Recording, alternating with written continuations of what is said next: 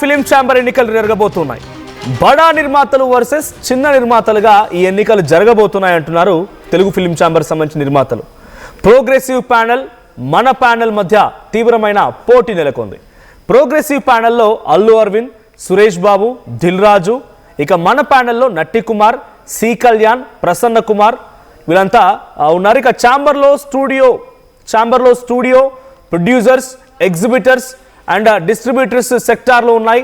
ఛాంబర్లో మొత్తం 3287 మంది సభ్యులు ఉంటే నిర్మాతలు 1647 మంది ఉన్నారు, డిస్ట్రిబ్యూటర్లు 623 మంది ఉన్నారు, ఎగ్జిబిటర్లు 1913 మంది ఉన్నారు, ఇక స్టూడియోలు 104 సభ్యులు ఉన్నారు. సో వీరందరూ 3287 మందిలో ప్రధానంగా ఇప్పుడు పోటీ పడుతోంది మన ప్యానెల్ అండ్ అటువైపుగా ప్రోగ్రెసివ్ ప్యానెల్.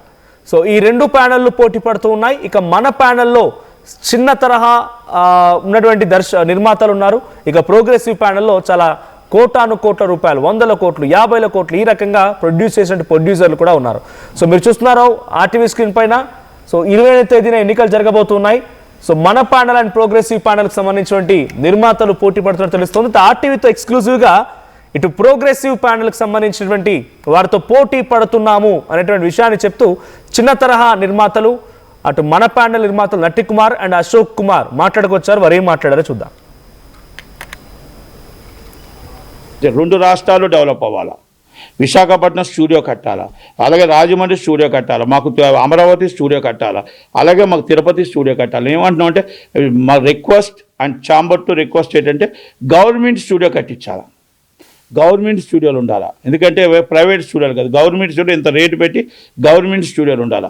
అందుకనేసి మనం హాలీవుడ్ ఉండాలా, టాలీవుడ్ మొత్తం అన్నీ కూడా ఉండాలి, బాలీవుడ్ కానీ మొత్తం టోటల్గా ఆంధ్రప్రదేశ్ అండ్ తెలంగాణ డెవలప్ అవ్వాలి, పోటాపోటీగా డెవలప్ అవ్వాలి ఇండస్ట్రీ. అది చేయడానికి ఛాంబర్ నుంచి మా ప్రయత్నం 52 మంది మేము చేయాలి. ఎవరు గెలిచినా గెలకపోయినా అందరం గెలిచి చేయాలి. అందుకనే నేను ప్రెసిడెంట్గా నేను ఎందుకు అడుగుతున్నానంటే నాకు అన్ని అర్హతలు ఉన్నాయి. నేను నా చిన్నప్పటి నుంచి ఆఫీస్ బాయ్ నుంచి ఇంచు నేను రామారెడ్డి గారి దగ్గర, దాసనారాయణ గారి దగ్గర, భరద్వాజ్ గారి దగ్గర, ప్రతి ఒక్కరి దగ్గర ఇంచు నేను నేర్చుకున్నవి నా అనుభవాలు, నా దాన్ని నేను సీఎం గారి దగ్గర కానీ, నేను రేవంత్ రెడ్డి గారి దగ్గర వెళ్ళగల ధైర్యం ఉంది, మాట్లాడగల ధైర్యం ఉంది, బతిమలాడుకుని తెచ్చుకోగల ధైర్యం ఉంది. కాబట్టి నేను వెళ్తున్నా.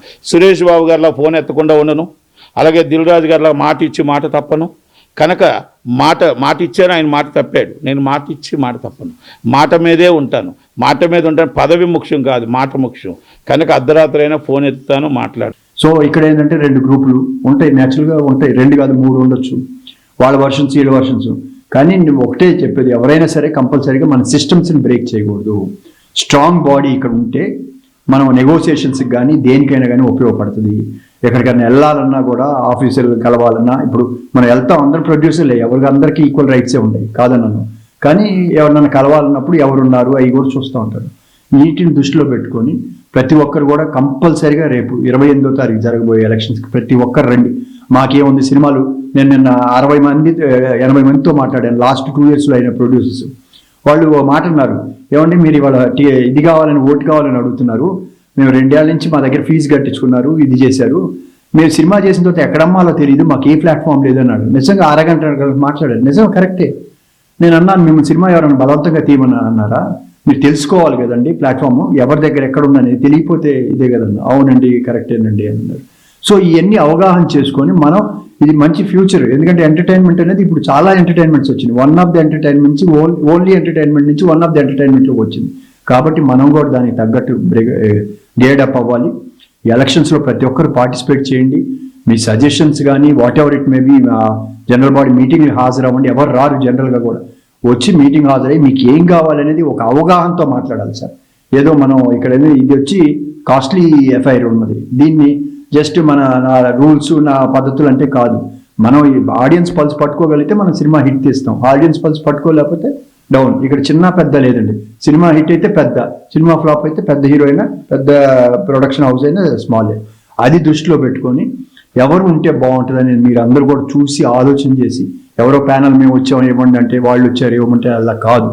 మీరు ఆలోచించండి. ఎటువంటి వాళ్ళు చిన్న సినిమాలు తీసిన 3-4 ఈ మధ్య అన్ని చిన్న సినిమాలు హిట్ అవుతున్నాయి. సో వాళ్ళతో కూడా చూసుకుని అలాంటి వాళ్ళని ఎన్నుకోండి, మీకు మంచిగా జరుగుద్ది. ఇది ఇండస్ట్రీని మనం నిలబెట్టుకోవాలి. రైట్, రెండు తెలుగు రాష్ట్రాలు కూడా సినీ రంగంలో డెవలప్ అవ్వాలని ప్రభుత్వమే ఏకంగా అక్కడ స్టూడియోలు నిర్వహించాలని నట్టికుమార్ అంటూ ఉంటే, చిన్న మరియు పెద్ద ప్రొడ్యూసర్ల మధ్య ఈ బిగ్ ఫైట్ అని చెప్పి నట్టికుమార్ అంటూ ఉంటే, అశోక్ కుమార్ మాత్రం చిన్న పెద్ద తేడా లేదు, సక్సెస్ సాధించిన వాళ్ళని పెద్దగా చూస్తారు, సక్సెస్ సాధించిన వారిని తక్కువగా చూస్తారు, ఎవరి ప్రియారిటీస్ వాళ్ళకు ఉంటాయని రకంగా అశోక్ కుమార్ మాట్లాడుతున్నారు. మా ప్రతినిధి సీనియర్ జర్నలిస్ట్ రవిచంద్ర ఉన్నారు. రవిచంద్ర, సో ఇప్పుడు జరిగేటువంటి ఫిలిం ఛాంబర్ ఎన్నికలకు సంబంధించి ఇది ఒక బిగ్ ఫైట్ అని చెప్పాలి. ఇక్కడ ప్రోగ్రెసివ్ అండ్ మన ఈ రెండు టీమ్స్ మధ్య ఈ ఫైట్ జరుగుతోంది. బడా నిర్మాతలు, చిన్న నిర్మాతలు, సో ఈ రకమైన డిబేట్ జరుగుతోంది. ఏం జరగబోతోంది ఇప్పుడు? ఇక్కడ ఉన్నటువంటి 3287 మంది ఎవరి వైపుగా ఉండే అవకాశం ఉంది? ఎటువంటి చర్చ జరుగుతోంది ఈ ఎన్నికల పైన? మనోజ్, ఆదివారం జరగబోయే ఫిలిం ఛాంబర్ ఎన్నికలైతే చాలా ఆసక్తినే కలిగిస్తున్నాయని చెప్పుకోవాలి. దాదాపుగా 2 ప్యానల్స్ ఎప్పుడు కూడా మేమంతా ఒకటే అని చెప్తూనే ఉంటారు, కానీ ఎలక్షన్ టైంకి వచ్చేటప్పటికి మాత్రం ఖచ్చితంగా 2 వర్గాలుగా విడిపోవటం అనేది సినిమా పరిశ్రమ మనం చూస్తూనే ఉన్నాము. దాదాపుగా అగ్ర నిర్మాతలందరూ కూడా, ఇప్పుడు యాక్టివ్ ప్రొడ్యూసర్స్ అనుకోండి, లేదంటే అగ్ర నిర్మాతలు అనుకోవచ్చు, భారీ చిత్రాలు తీశారు, అలాగే పెద్ద ప్రొడక్షన్ హౌసెస్ ఉన్న వాళ్ళందరూ కూడా దాదాపుగా ప్రోగ్రెసివ్ ప్యానెల్లో ఉన్నారనే చెప్పుకోవాలి. అలాగే చిన్న సినిమాలు తీశారు, కొంతవరకు అనుభవజ్ఞులు దాదాపుగా ఇప్పుడు ప్రొడక్షన్ లో లేకపోయినప్పటికి కూడా అప్పుడప్పుడు సినిమాలు తీస్తూ సినిమా పరిశ్రమ పట్ల పూర్తి అవగాహన ఉన్న కొంతమంది ఇప్పుడు మన ప్యానల్ అంటూ కూడా 2 వర్గాలుగా, ఇటు చిన్న నిర్మాతలు అటు అగ్ర నిర్మాతలు అన్న అర్థం వచ్చేలాగానే వ్యవహరిస్తున్నారు 2 ప్యానల్స్. అయితే ఖచ్చితంగా ఈ రెండింటి మధ్య పోటీ అయితే నెలకొంది. నిర్మాతల కష్టాలు నిర్మాతలవి, డిస్ట్రిబ్యూటర్ల కష్టాలు డిస్ట్రిబ్యూటర్లవి, అలాగే ఎగ్జిబిటర్స్ కష్టాలు ఎగ్జిబిటర్స్వి. స్టూడియో సెక్టార్ పక్కన పెడితే ఈ 3 విభాగాలకు కూడా ఎవరి కష్టాలు వాళ్ళకున్నాయి. ఖచ్చితంగా ఎవరికన్నా ఒకరికి న్యాయం చేయాలనుకుంటే ఖచ్చితంగా ముగ్గురులో మరొకరికి అక్కడ ఎంతో కొంత నష్టం జరిగే అవకాశం ఉంటుంది. సో ఈ తరుణంలో 3 విభాగాలకు కూడా ఇక్కడ అన్యాయం జరగకుండా సమన్యాయం పాటించేలాగా చిత్ర పరిశ్రమని ఒక తాటి మీదకి తీసుకురావటం అనేది కత్తి మీద సాముగానే చెప్పుకోవాలి.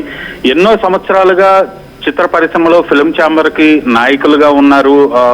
ఎన్నో బాడీస్ అధికారంలోకి వచ్చినప్పుడు కూడా దాదాపుగా గత 10-15 సంవత్సరాలుగా కూడా ప్రభుత్వాల నుంచి చిత్ర పరిశ్రమ కోసం ఫిలిం ఛాంబర్ సాధించింది అయితే శూన్యం అనే మాట కూడా చాలా మంది మాట్లాడుతున్నారు.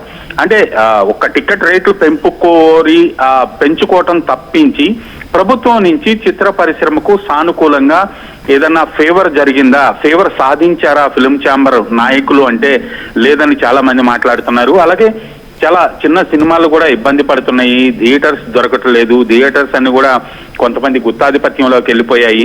అలాగే మల్టీప్లెక్స్ కల్చర్ వచ్చిన తర్వాత సింగిల్ స్క్రీన్స్ అన్ని కూడా మూతపడిపోతున్నాయి. మల్టీప్లెక్స్ యాజమాన్యాలు కార్పొరేట్ కంపెనీల చేతుల్లో ఉంటాయి కాబట్టి ఖచ్చితంగా వాళ్ళని మనం రీచ్ అవ్వటం చాలా కష్టము, వాళ్ళు చెప్పిందే వేదంగా ఉంటుంది. ఇలాంటి తరుణంలో సినిమా నిర్మాతలు డిస్ట్రిబ్యూటర్లు అందరూ కూడా ఎవరి స్థాయిలో వాళ్ళు నష్టపోతున్నారు, పరిశ్రమకి మేలు జరగట్లేదు అనేది మెజారిటీ సభ్యుల అభిప్రాయంగా ఉంది. సో రేపు జరగబోయే ఎన్నికల్లో మరి చిన్న నిర్మాతలు మేము చాలా అనుభవజ్ఞము, మాకు చాలా అజెండా ఉంది, మేనిఫెస్టో ఉంది, సినిమాలకు న్యాయం జరగాలి, అలాగే థియేటర్స్ లో చిన్న సినిమాలకి షోలు కావాలి, అలాగే క్యూబ్ అలాగే డిజిటల్ ప్లాట్ఫామ్స్ ఏవైతే ఉన్నాయో చార్ట్స్ విషయంలో తగ్గించాలి అంటూ కూడా వాళ్ళు పట్టుబడుతున్నారు. సో రేపు జరగబోయే ఎన్నికలు ఎవరి వైపు మొగ్గు చూపుతారు ఓటర్లు అనేది చూడాల్సిన పరిస్థితి మన వచ్చి. Thank you Ravichandra. సో ఈ నెల 28న అంటే వచ్చేటువంటి ఆదివారం రోజున తెలుగు ఫిలిం ఛాంబర్ ఎన్నికలు జరగబోతున్నాయి.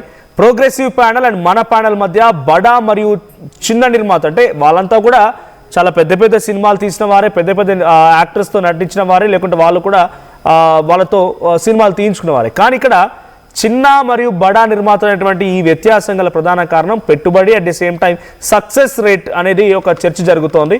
సో ఏదేమైనా బడా నిర్మాతల్లో దిల్ రాజు, అల్లు అరవింద్ అండ్ సురేష్ బాబులు ఉంటాయి. ఇటు చిన్న నిర్మాతల్లో నట్టికుమార్ అండ్ మరికొంతమంది ప్రొడ్యూసర్లు కూడా ఉన్నారు. సో మన ప్యానల్ నట్టికుమార్, సి కళ్యాణ్, ప్రసన్న కుమార్లు ఉన్నారు.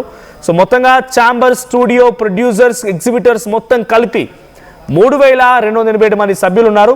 మరి ఎంత మేరకి ఎవరెవరి వైపు వెళ్ళబడతారో చూడాలి. 1647 మంది ప్రొడ్యూసర్లు, 623 మంది డిస్ట్రిబ్యూటర్లు, 913 మంది ఎగ్జిబిటర్లు, 104 మంది స్టూడియోలో సభ్యులు. సో వీరంతా ఎవరి వైపు వెళ్ళబడతారు, ఎవరు అక్కడ విజయం సాధించబోతున్నారు అనేది ఇప్పుడు బిగ్గెస్ట్ క్వశ్చన్గా ఉంది. చూద్దాం మరి ఏం జరుగుద్దో.